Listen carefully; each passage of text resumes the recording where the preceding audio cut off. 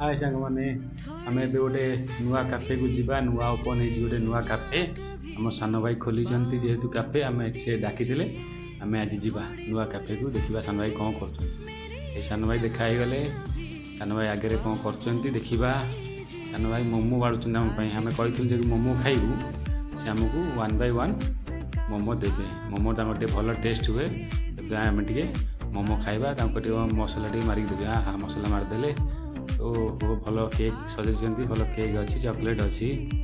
भल हो कुरकुरी भी भल अच्छी सजासजी भी आमर भल कर भल सजाई सान भाई आमर अच्छा सान भाई आमर मोमो देले मोमो आम खाइबा आइसक्रीम आमको चॉकलेट भी देले केक भी देले आम केक खाइबा केक खाई सारी सान भाई पचारे रेट केते कौन अच्छी भाई कौन केते रेट अच्छी चॉकलेट बॉल 30